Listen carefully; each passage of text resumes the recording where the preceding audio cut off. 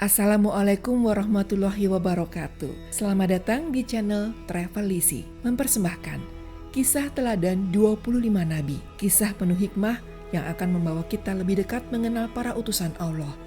Resapi dan ambil pelajaran dari perjalanan hidup para nabi yang penuh inspirasi. Selamat mendengarkan.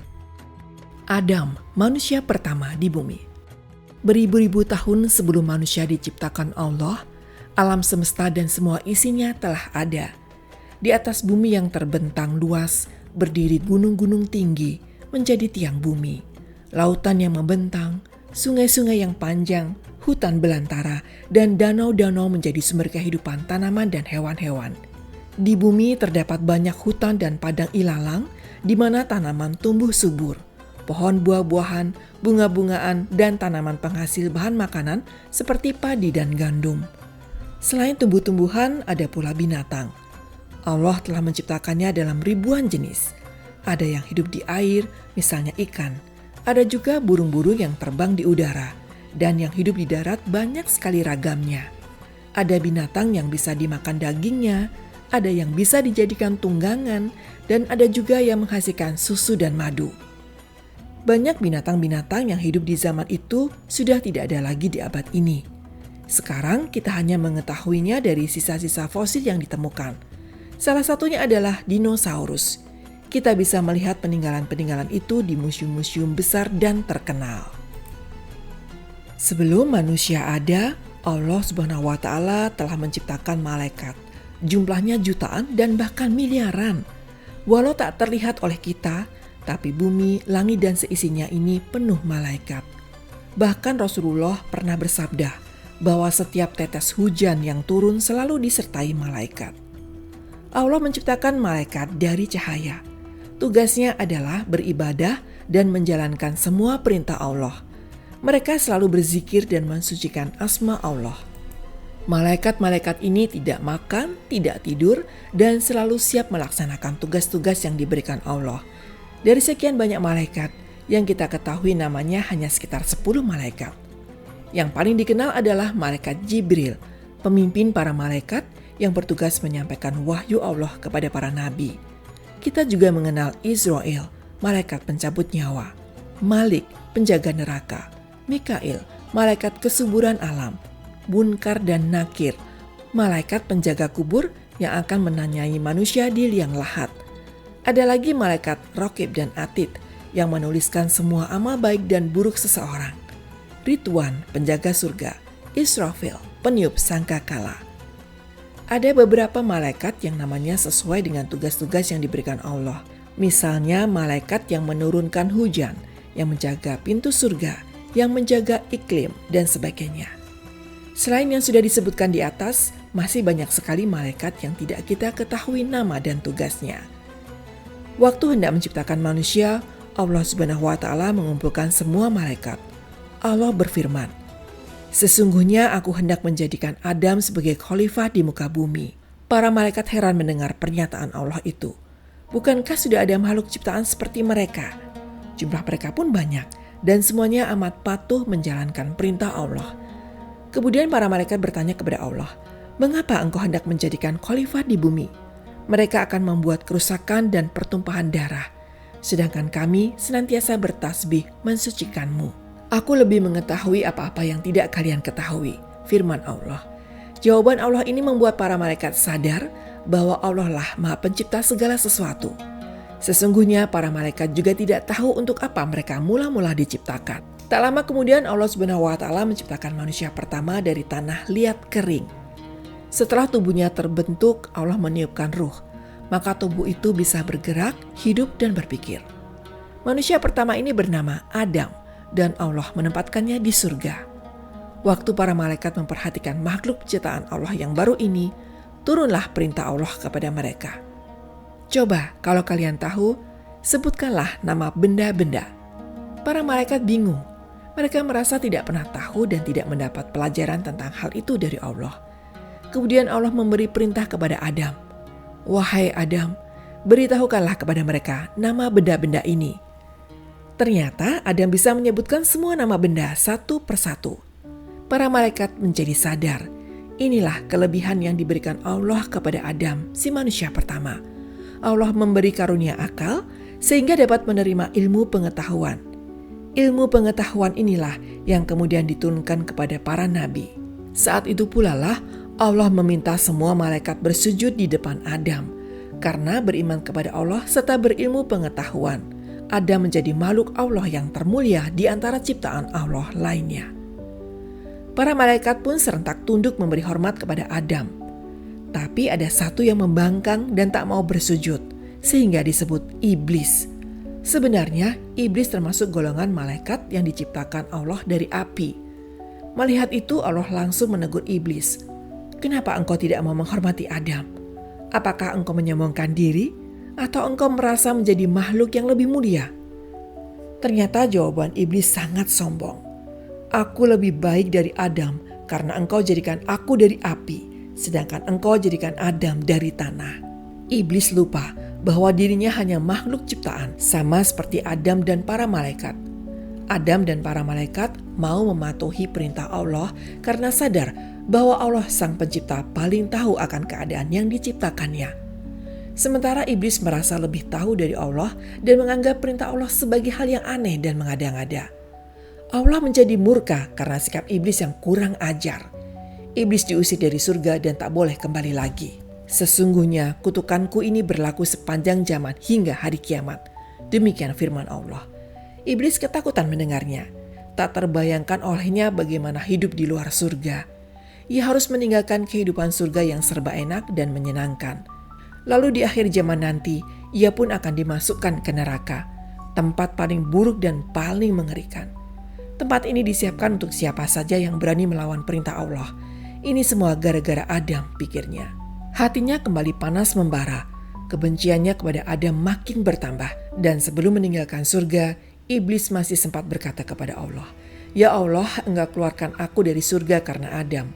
Oleh karena itu aku bersumpah akan memusuhi Adam dan semua keturunannya." Iblis juga mengatakan bahwa ia tidak ingin sendirian berada di neraka. Ia ingin membawa serta anak cucu Adam. Oleh karena itu, selama anak cucu Adam masih hidup, ia akan terus menggoda dan mengajak mereka untuk bersama-sama menentang Allah. Dan Allah membiarkan iblis melaksanakan keinginannya. Hanya saja Allah memperingatkan bahwa hamba-hambanya yang soleh dan beriman tak akan tergoda oleh iblis. Hanya manusia atau anak cucu Adam yang malas beribadahlah yang akan mudah terkena bujuk rayu iblis. Iblis sangat gembira, terbayang olehnya bahwa kelak ia tidak akan sendirian menderita di neraka. Hawa, istri pemberian Allah. Di surga, Adam menikmati kesenangan hidup yang luar biasa. Ia mendapatkan semua yang diinginkannya. Tempat tinggal yang bagus, makanan yang serba enak, minuman beraneka rupa dan rasa, pemandangan yang serba indah. Semuanya ada di surga. Semuanya bisa diperoleh dengan mudah dan cepat, secepat kilat. Oh, betapa bahagianya aku berada di tempat ini. Terima kasih atas semua karunia-Mu ya Allah. Begitulah Adam bersyukur. Allah menambah karunia-Nya dengan menciptakan seorang pendamping untuk Adam. "Siapa namamu?" tanya Adam. "Aku tidak tahu," jawab perempuan itu lembut. "Kalau begitu engkau kuberi nama Hawa." Adam amat bersyukur karena Allah mengaruniakan teman hidup baginya, istri yang akan setia mendampinginya. Mereka berdua hidup bahagia di surga. Setiap hari bersenang-senang menikmati semua yang serba indah dan enak. Adam dan Hawa amat mensyukuri nikmat Allah itu. Tapi di antara semua kenikmatan itu, Allah memberi peringatan. "Jangan sekali-kali kalian dekati pohon ini," kata Allah. Adam dan Hawa tak tahu mengapa Allah melarang mereka mendekati pohon kuldi. Ya, hanya sebatang pohon, tapi bisa mengubah orang menjadi zalim. Sebagai orang beriman, pasangan suami istri itu mematuhi larangan Allah. Pada saat Allah menurunkan peringatan kepada Adam dan Hawa, diam-diam iblis mendengarkan. "Ini kesempatan bagus," katanya licik. "Kalian akan kubuat melanggar perintah Allah dan menanggung akibatnya." Namun Allah yang Maha Tahu mengetahui rencana busuk iblis itu. Maka Allah memperingatkan Adam dan istrinya. "Hai Adam, iblis itu musuhmu dan musuh istrimu. Jangan sampai ia mencelakakan kalian dengan berusaha supaya kalian dikeluarkan dari surga." Mendengar peringatan itu, Adam dan Hawa menjadi waspada. Mereka tak ingin tergoda oleh musuh yang jahat itu. Suatu saat, iblis menyelinap masuk ke surga. Ia mencari kesempatan bicara dengan suami istri itu. "Hai Adam," kata iblis, "aku mau menunjukkan buah yang bisa membuatmu hidup di surga selama-lamanya. Maukah engkau melihatnya?" Iblis bicara dengan kata-kata manis dan bersikap seolah-olah nasihatnya sangat penting. "Buah apa itu?" tanya Adam ingin tahu. "Lihat pohon itu, buahnya ranum dan segar. Rasanya enak sekali," kata iblis sambil menunjuk pohon kuldi. Tiba-tiba Adam ingat pada peringatan Allah tentang godaan iblis dan langsung mengusir iblis. "Jangan coba-coba memujukku, engkau penipu. Pergi dari sini," kata Adam marah. Adam tak mengerti kenapa iblis sama sekali tidak takut kepada Allah. Iblis dengan mudah justru mengatakan sebaliknya. Adam tak ingin diusir dari surga. Akhirnya iblis meninggalkan Adam dan Hawa. Tapi diam-diam ia tak mau menyerah. "Kapan-kapan akan kucoba lagi," katanya. Demikianlah cara iblis. Ia tak pernah bosan berusaha mencelakakan manusia. Itu sebabnya jika kita menginginkan kebaikan seperti firman Allah, kita juga tak boleh bosan berusaha. Dengan cara itu, kita juga akan terhindar dari godaan iblis. Tak lama kemudian iblis datang lagi kepada Adam dan Hawa. Ini adalah usahanya yang kedua. Iblis berusaha agar mereka mau mencicipi buah kuldi. Setelah itu mereka akan sengsara seperti aku, pikir makhluk jahat itu. Tapi lagi-lagi Adam menyambut kedatangan iblis dengan kemarahan. "Hai iblis yang terkutuk, aku masih ingat bahwa Allah melarangku mendekati pohon itu." Iblis geleng-geleng kepala melihat keteguhan Adam. Tapi ia berusaha lagi untuk yang ketiga kalinya. Kali ini ia memetik buah kuldi yang ranum dan segar itu, lalu pelan-pelan mengulurkannya kepada Hawa. "Demi Allah, aku ingin kalian hidup kekal di surga," bujuknya. Mendengar sumpah iblis, Adam dan Hawa menjadi bimbang. Setelah bersumpah atas nama Allah, mana berani iblis berbohong, kata Hawa dalam hati. Ia memandang buah kuldi yang diulurkan iblis kepadanya. Seleranya terbit. "Ambillah, rasanya enak sekali. Ambillah," kata iblis meneruskan bujukannya. Akhirnya Hawa mengajak Adam menerima buah dari tangan iblis. Tanpa sadar mereka memakannya. Begitu menggigit buah terlarang itu, timbullah rasa bersalah dan malu dalam diri mereka. Adam dan Hawa kebingungan mengatasi rasa bersalah itu. Mereka sangat ketakutan dan sedih karena sadar telah melanggar aturan Allah. Sementara itu iblis bergembira ria. Ia tertawa terbahak-bahak dan merasa puas karena berhasil menipu dua orang yang beriman itu. Adam dan Hawa menangis sedih. Mereka mohon ampun kepada Allah atas kesalahan mereka. Ternyata walaupun bersumpah demi nama Allah, iblis tetap tak bisa dipercaya. Permohonan ampun pasangan Adam dan Hawa sampai saat ini ditiru setiap muslim yang menyesali kesalahannya. Rabbana dolamna anfusana wa in ilam takfir lana wa tarhamna lanakunanna minal khosirin. Quran Surat Al-A'raf ayat 23. Artinya, ya Allah, sesungguhnya kami telah menganiaya diri kami sendiri, dan jika Engkau tidak mengampuni kami dan memberi rahmat kepada kami, tentu kami termasuk orang-orang yang merugi. Maka dengan rahmat dan kasih sayangnya, Allah memberi ampun kepada Adam dan Hawa. Namun Allah memberi perintah lain yang mengejutkan. "Demi kemuliaanku, kalian harus meninggalkan surga. Sekarang turunlah ke bumi yang sudah lama kuciptakan. Di sanalah kalian akan hidup. Tetapi kalian harus bersusah payah dan bekerja keras untuk mencapai keberhasilan." Dengan sedih Adam dan Hawa meninggalkan surga, tempat yang penuh kenikmatan, kegembiraan, dan kebahagiaan. Semua itu terpaksa mereka tinggalkan gara-gara tipu daya iblis.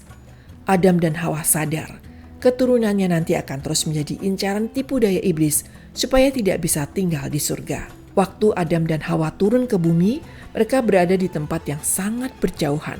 Bumi yang begitu luas dan sunyi membuat mereka sama-sama kesepian. Kesusahan hidup di dunia langsung terasa. Mereka saling mencari tanpa tentu arah. Setelah bertahun-tahun, akhirnya mereka berjumpa kembali di Padang Arafah. Tempat pertemuan Adam dan Hawa ini sekarang dinamakan Jabal Rahmah. Mereka sangat bahagia dan bertemu dan bisa hidup bersama lagi. Kisah Qabil dan Habil. Setelah tinggal di bumi, Nabi Adam dan Hawa mulai berkeluarga. Hawa berkali-kali melahirkan anak kembar, Dan pasangan bayi kembar itu selalu terdiri dari bayi laki-laki dan bayi perempuan. Anak kembarnya yang pertama bernama Qabil dan Iklima. Lalu lahir lagi anak kembar kedua, yaitu Habil dan Labuda. Waktu mereka mulai besar, anak-anak ini diajar Nabi Adam bekerja sesuai dengan sifat-sifat mereka. Qabil yang kasar dan pemarah diberi pekerjaan bertani dan bercocok tanam. Sedang Habil yang lembut dan penyayang ditugaskan mengurus ternak. Waktu keduanya beranjak dewasa, Allah memberi ilham kepada Adam untuk menikahkan mereka dengan kedua kembarannya. Qabil dipasangkan dengan Labuda, saudara kembar Habil, dan Habil dinikahkan dengan Iklima, saudara kembar Qabil. Tapi Qabil tidak suka dengan keputusan ayahnya. Ia merasa diperlakukan tidak adil. Ia ingin menikahi saudara kembarnya sendiri karena menganggap saudara kembar Habil tidak cantik. Padahal Iklima sendiri menyukai Habil yang lembut dan tidak pemarah. Habil tidak boleh mengawini Iklima, ia akan jadi istriku, kata Qabil. Ia tak peduli pada keputusan Allah untuknya. Ia juga tidak peduli bahwa Iklima tidak menyukainya. Hati Qabil sudah panas dan dipenuhi kemarahan. Tampaknya pengaruh iblis sudah merasuk ke dalam dirinya. Nabi Adam bingung menghadapi anaknya yang keras kepala itu. Anjuran orang tua, perintah Allah tak ada yang didengar. Akhirnya Adam memohon pertolongan Allah untuk menyelesaikan masalah ini. Kemudian Allah memberi jalan keluar dengan meminta kedua anak Adam memberi korban. Allah memberi kita kelapangan rezeki. Karena itu kita perlu berbagi dengan makhluk lain yang kurang beruntung, kata Adam kepada kedua anaknya. Siapa dari kalian yang diterima kurbannya oleh Allah, ia yang boleh memilih istri lebih dulu, sabda Nabi Adam. Kali ini Qabil mau menuruti petunjuk ayahnya. Ia berharap bisa lebih dulu memilih Iklima. Habil dan Qabil segera menyiapkan kurbannya. Habil memilih kambingnya yang paling gemuk karena ingin beribadah kepada Allah dengan harta miliknya yang terbaik. Sebaiknya Qabil membawa hasil panennya yang buruk. Hasil panen yang bagus disimpan untuk dimakannya sendiri. Kedua kakak beradik ini diperintahkan Nabi Adam membawa kurbannya ke puncak gunung. Kita lihat nanti kurban siapa yang diterima Allah, kata Adam. Habil menyembelih kambingnya dan Qabil menggelar hasil panen berupa buah dan bahan makanan. Mereka meninggalkan kurban itu di puncak gunung. Keesokan harinya, Adam dan kedua putranya menyaksikan hasil kurban kemarin. Ternyata kambing sembelihan Habil telah habis, sementara buah dan bahan makanan yang dikurbankan Qabil masih utuh. Tak satu pun binatang ciptaan Allah yang mau memakan sayur dan buah busuk yang disajikan Qabil. Bersyukurlah kepada Allah karena kurbanmu yang diterima, kata Adam kepada Habil. Betapa gembira hati Habil waktu mengetahui bahwa Allah ridho dengan kurbannya. Ia pun bersyukur karena diizinkan memilih istri yang baik dan cantik. Melihat itu, Qabil yang pemarah makin panas hatinya. Iblis semakin merasuk ke dalam jiwanya. Qabil sudah lupa pada semua ketentuan Allah. Ia membiarkan iblis mempengaruhi tingkah lakunya. Bunuh saja adikmu. Ia selalu menjadi penghalangmu, bisik iblis ke dalam hati Qabil. Ia mulai mempengaruhi Qabil. Aku membunuh adikku sendiri, batin Qabil bimbang. Ya, lakukanlah, karena selama ini ia membuatmu tak bisa memperoleh apa yang engkau inginkan. Hidupmu sering sial gara-gara dia. Lagi-lagi iblis membisikkan alasan-alasan yang sepertinya masuk akal. Sekarang engkau tak bisa mengawini Iklima karena Habil telah mempersembahkan kurban yang lebih baik, bisik iblis lagi. Akhirnya Qabil mulai membenarkan bisikan-bisikan iblis. Kapan aku bisa bahagia kalau Habil ada di depanku dan merebut apa saja yang kuinginkan? Tekad untuk membunuh adiknya mulai bulat. Waktu itulah Habil lewat di depannya. Hai Habil, teriaknya. Aku benci padamu karena engkau selalu membuat hidupku tidak bahagia, kata Qabil. Bagus, bagus, bagus. Iblis memberi semangat tanpa disadari Qabil sendiri. Pikiran dan jiwanya sudah dipenuhi nafsu iblis. Daripada hidupku susah terus, lebih baik engkau kubunuh, kata Qabil geram. Habil sangat kaget melihat sikap Qabil. Bukankah kemarin Qabil telah setuju untuk melakukan kurban dan menerima hasil akhirnya? Mengapa sekarang Qabil ingkar janji? Apalagi keputusan ayahnya semata-mata karena petunjuk Allah. Habil berusaha tenang menghadapi kemarahan kakaknya. Kalaupun engkau gunakan tanganmu untuk membunuhku, aku tak akan berniat membalas dengan membunuhmu. Aku sangat takut kepada Allah, penguasa sekalian alam. Tapi keberingasan Qabil tak mereda berhadapan dengan sikap pasrah adiknya. Dengan kejam dibunuhnya Habil, adik kandungnya sendiri. Dan begitu pembunuhan terjadi, iblis pun bersorak-sorak kegirangan. Ia berhasil. Ia mendapat kawan untuk menjalani kehidupan di neraka kelak. Sementara itu Qabil tiba-tiba tersadar dengan perbuatannya. Ia melihat Habil tergeletak tak bernyawa. Hatinya jadi sedih. Mengapa aku tega membunuh adik kandungku sendiri? Demikian ia berulang-ulang menyesali perbuatannya. Sementara itu, iblis yang telah berhasil menggoda anak Nabi Adam melakukan kejahatan telah pergi. Qabil melihat awan berubah menjadi mendung. Hujan turun rintik-rintik. Angin bertiup menggugurkan daun-daun. Begitulah bila ada manusia beriman meninggal, alam ikut bersedih mengantar kepergiannya. Apalagi bila kematian itu disebabkan karena kejahatan yang dilakukan orang lain. Seperti yang terjadi pada Habil, alam ikut menangis. Qabil bingung dan ketakutan akibat perbuatannya. Ia tidak tahu harus berbuat apa. Semua penyesalan tak ada gunanya lagi. Tiba-tiba ia melihat 2 ekor burung gagak yang berkelahi dengan sengit. Akhirnya salah satu burung itu mati. Burung yang masih hidup mematuk dan mengais-ngais tanah. Rupanya ia sedang membuat lubang. Setelah itu, bangkai burung satunya dimasukkan ke dalam lubang dan akhirnya burung itu menutup kembali lubang itu dengan tanah. Qabil melihat peristiwa itu. Sebenarnya ini adalah pelajaran dari Allah yang diberikan kepada manusia lewat perilaku binatang. Sampai sekarang pun kita masih bisa mencontoh perilaku semut-semut yang selalu akrab satu sama lain. Selain akrab, semut-semut juga selalu bekerja sama. Qabil lalu meniru apa yang dilakukan oleh burung gagak itu. Ia menggali lubang dan mengubur mayat Habil. Setelah itu ia duduk termenung. Hatinya diliputi kecemasan, kesedihan, dan juga ketakutan. Qabil membayangkan siksa neraka yang mengerikan. Inilah azab Allah yang diperuntukkan bagi orang-orang yang menentang perintah-perintahnya dan lebih suka mengikuti bujukan iblis. Padahal sudah jelas, anjuran dan pengaruh iblis akan mendatangkan keburukan, kecelakaan, dan penderitaan bagi orang lain maupun diri sendiri. Sementara itu, dengan petunjuk Allah, Nabi Adam mengetahui semua yang terjadi. Beliau sangat sedih kehilangan putra yang sangat disayanginya. Habil adalah pemuda yang soleh dan selalu patuh pada perintah orang tua dan Allah. Tapi Adam yakin Habil akan masuk ke surga, tempat indah dan mulia yang disediakan untuk orang-orang beriman. Nabi Adam menjadikan peristiwa ini sebagai contoh bagaimana iblis mempengaruhi manusia supaya melakukan kejahatan. Nabi Adam dan Hawa hidup di bumi selama ratusan tahun. Anak-anaknya saling menikah dengan saudaranya sendiri. Selama hidupnya, Nabi Adam selalu berdakwah menyampaikan ajaran Allah kepada anak cucunya. Allah menurunkan ajarannya kepada Nabi Adam dalam Sahifah, yaitu lembaran-lembaran berisi tulisan tentang hukum Allah.